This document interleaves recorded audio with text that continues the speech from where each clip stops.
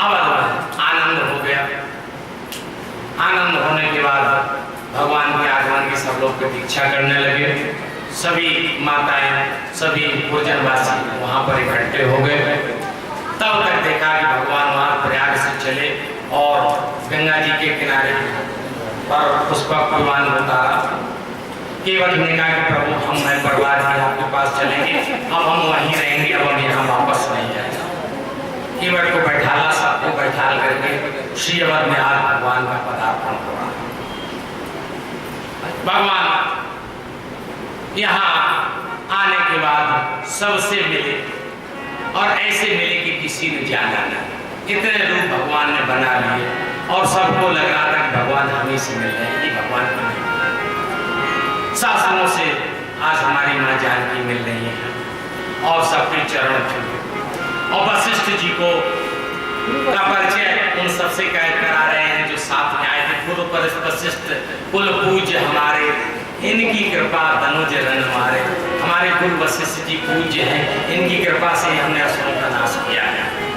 और वशिष्ठ जी को परिचय करा रहे हैं, ये सब सका सुनो मोरे भय समर सागर महाभोरे। वहां से धीरे धीरे सब लोग घर में आ रहे हैं। कई जाकर के सीधे अपने घर में घुस गए। प्रभु ने जाना कि अभी भी मां को लज्जा है। प्रभु जाना कई लजानी प्रथम दासु गए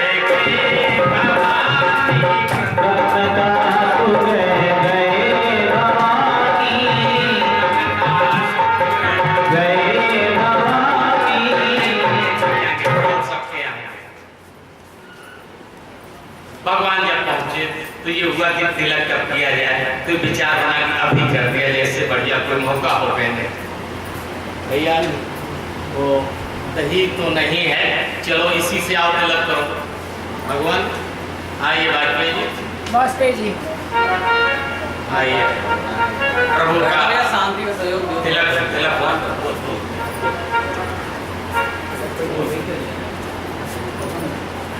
प्रभु का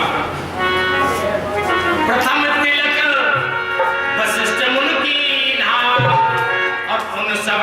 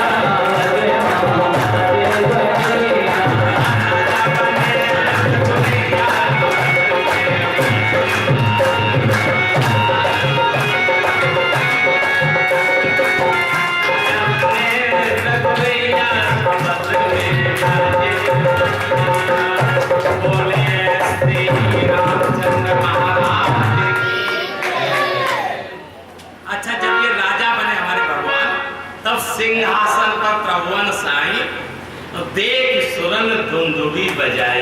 दुंदुभी बजा रहे हैं, क्या बजा रहे हैं सुरों को? कि त्रिभुवन का स्वामी और कहाँ इस रथ सिंहासन पर बैठा। ये तो ऐसी बात समझ लो कि जैसे कोई प्रधानमंत्री हो और वो प्रधान बना दिया जाए। तो प्रधान भी नहीं, प्रधान तो तब भी कुछ इज्जत, कुछ उसकी मर्यादा, कुछ उसकी जो है अच्छी इज्जत है, उससे भी नीचे का कोई पद हो, ऐसा पद। अरे उस प्रभु के लिए राजा देख सुरन दुंदुभी।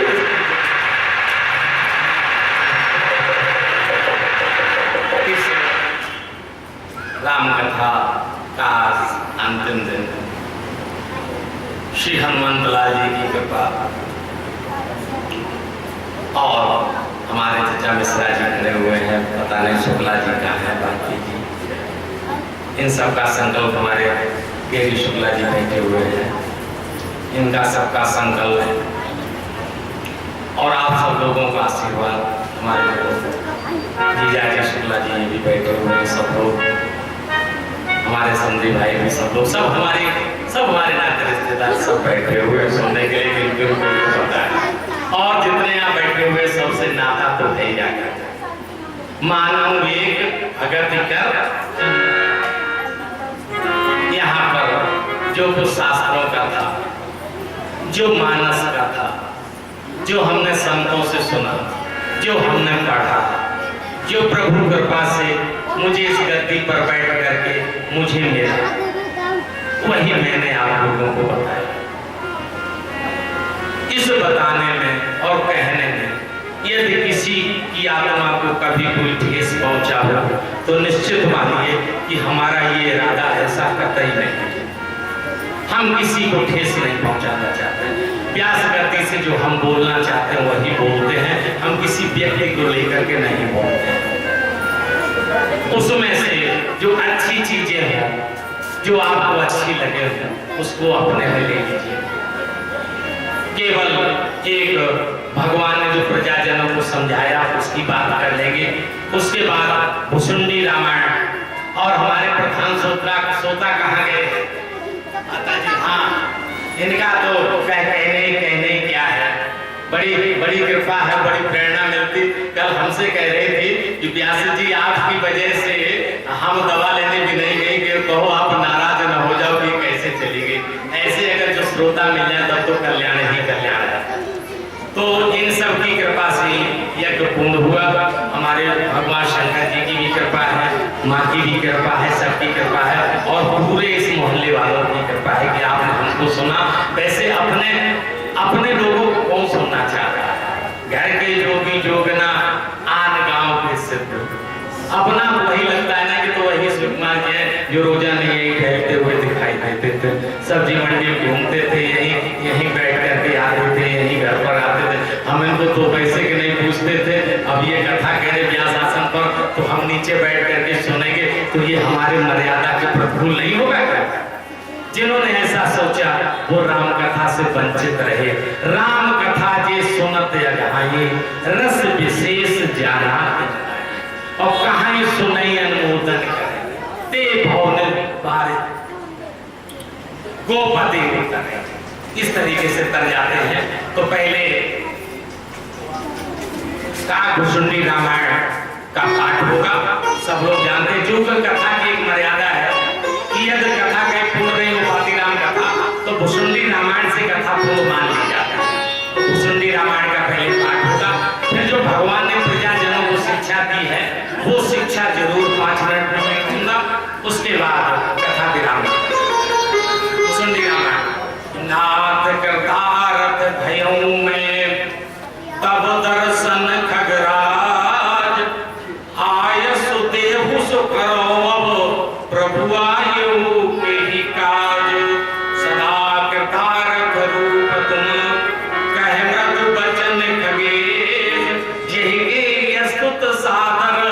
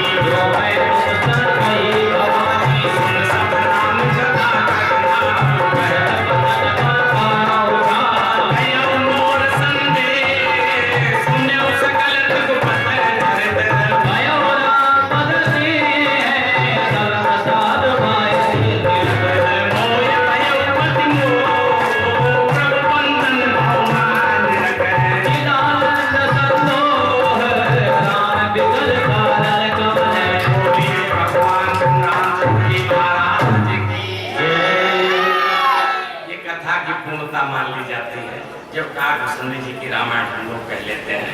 अब केवल एक प्रसंग बस थोड़ा सा लेंगे, उसके बाद बहुत ज्यादा समय नहीं लेंगे। वो प्रसंग इसलिए आवश्यक है कि भगवान राम ने जो प्रजाजनों को समझाया है, तो हम सब प्रजाई जन है भगवान की, तो जो भगवान ने समझाया है ना, वो हम लोग समझ लें। एक बार भगवान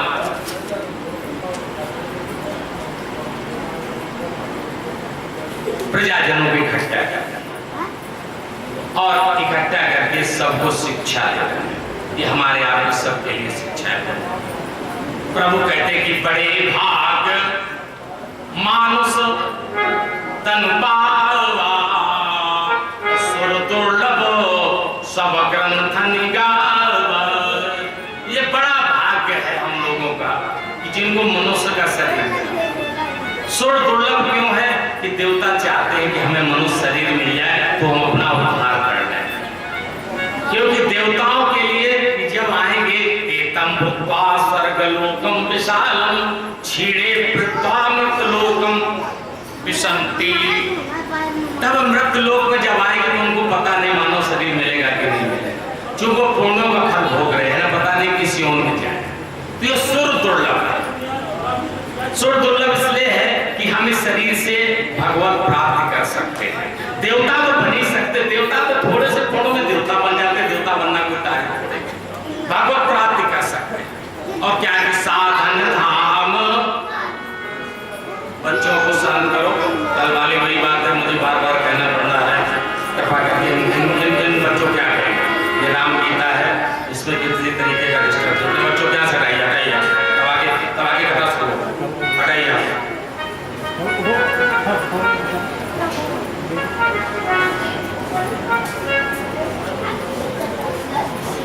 सीताराम सीताराम सीताराम सीताराम सीताराम सीताराम सीताराम सीताराम सीताराम सीताराम सीताराम। भगवान साधन धाम मोक्ष कर द्वार, ये साधनों का धाम है और मोक्ष तक का द्वार है। पाए न जही परलोक समारा, इसको पाकर के मनुष्यों में आकर, मनुष्य का मतलब स्त्री पुरुष दोनों, केवल पुरुष नहीं, जिसने अपने परलोक न समारा सो पर दुख पावे और सिर धुन दोनों बचतार और काल ही कर्म ही ईश्वर ही मिथ्या दोष लगाए। क्यों मिथ्या दोष लगाता है कि जैसे उसने कर्म किए हैं उसी के हिसाब से तो उसकी परिस्थिति मिल रही है। फिर ये क्यों कहता है कि हमारा समय हमारे अंतिम में, भैया तुम्हारे कर्मों का ही फल है। ईश्वर को क्यों दोष लगाता है? ईश्वर तो वही फल देता है जो तुमने कर्मों से प्रारब्ध बना रखा है और तुम्हारे कर्म अपने हैं। काल ही कर्म ही ईश्वर ही मिथ्या दोष लगा है। अब भगवान सिखा रहे हैं, कह रहे प्रजाजनों यही तन कर फल विषय न भाई और स्वर्ग स्वल्प अंत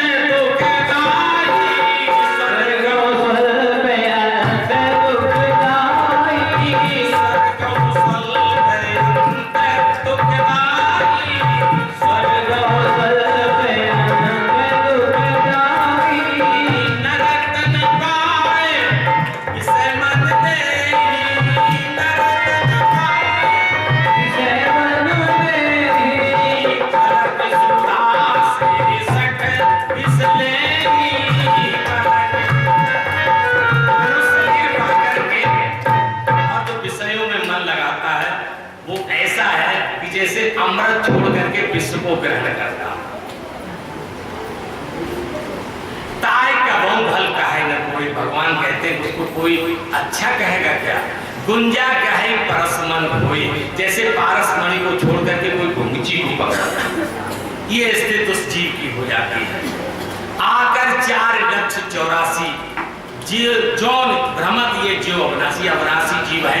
देखिए जितने सनातन पर ब्रह्म है, भगवान राम है, उतने सनातन हम आप हैं, उनसे कम पुराने नहीं है। साथ ही साथ उत्पत्ति हुई है कुछ समय का केवल अंतर। क्या हुआ कि हम लोग 84 लाख में घूमते रहे, जने कितने बार ये मानव शरीर हमें आपको मिला होगा। संभव है कि जब भगवान राम का अवतार हुआ हो उस समय भी हम लोग किसी न किसी शरीर में, लेकिन अपना कल्याण हम लोग नहीं कर पाए। यदि कल्याण हो गया होता तो हम लोग यहाँ बैठे नहीं होते। निश्चित है वहां जाकर के भगवान के साथ आनंद कर रहे हो। फिर अब सदा माया कर, मजबूरी है कि माया के चक्कर फिरता रहता। काल कर्म स्वभाव गुण घेरा, काल कर्म और स्वभाव के पीछे ये जीव परेशान सा रहता है। तब प्रभु कृपा करते कबहू की कर करुणा न रही, देते ही सब देते हैं। भगवान कहते नर्तन भव भारत का, इस संसार को, संसार सागर को पार करने के लिए ये मानव शरीर बड़ा जहाज है। सन्मुख मरुत अनुग्रह, और मैंने अनुग्रह कर रखा। अनुग्रह क्यों कर रखा? मानव शरीर ही अनुग्रह है। केवल भगवत प्राप्त के लिए मानव शरीर मिला है। तो अनुग्रह रूपी हवा हमारे साथ साथ कर्णधार सदगुरु दवा, ये जो सदग्रंथ है, राम कथा है, सदगुरु की जो सत्संग है, ये सब कर्णधार कर्णनाव। ये दुर्लभ साज सुलभ हो गया है हमें आप सबको। जो न करे भवसागर नर समाज यश पाए, सोकृत निंदक मंदिमत आत्मा हन गति जाए। जो अभी कल्याण नहीं होगा उसकी आत्मा हन गति होगी। जैसे कोई आप हत्या कर ले उसकी सुगत नहीं होती है, वही इसकी गति होगी। अब भगवान ही कहते जो परलोक यहाँ सुख चाहूं, सुन मम वचन हृदय दृढ़ रहाहूं।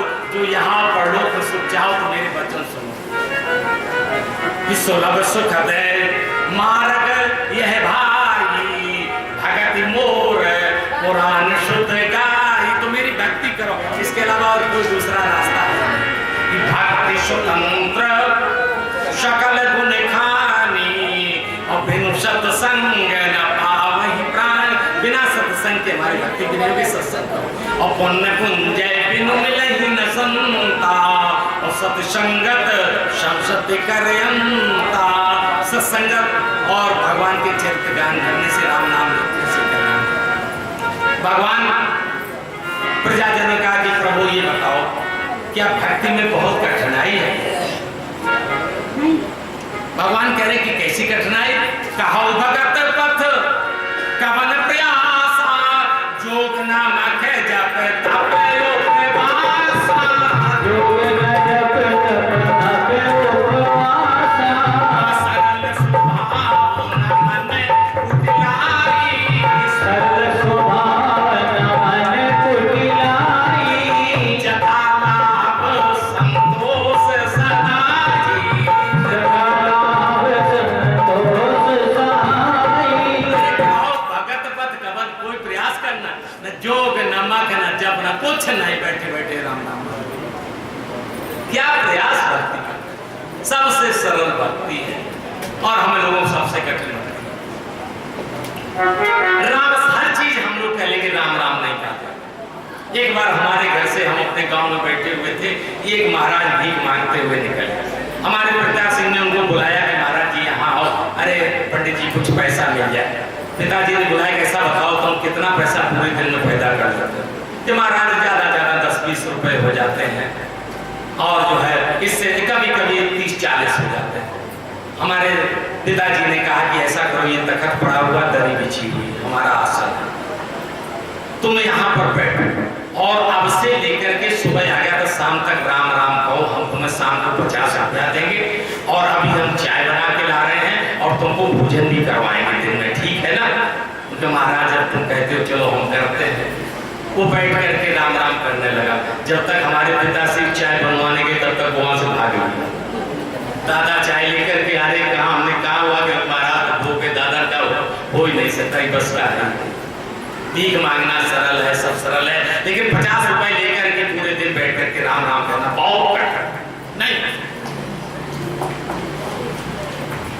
जबकि इसी के लिए हम आप आए।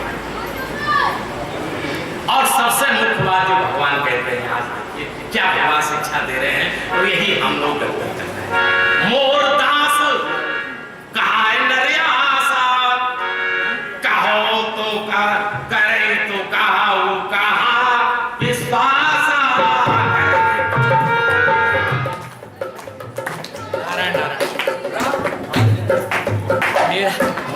तो दास बनता है और विश्वास करता है पूरे समाज से। बोला हाँ चलो उसका भी सदुपयोग कुछ कर लिया जाए। हाँ तब तक राजा राम राम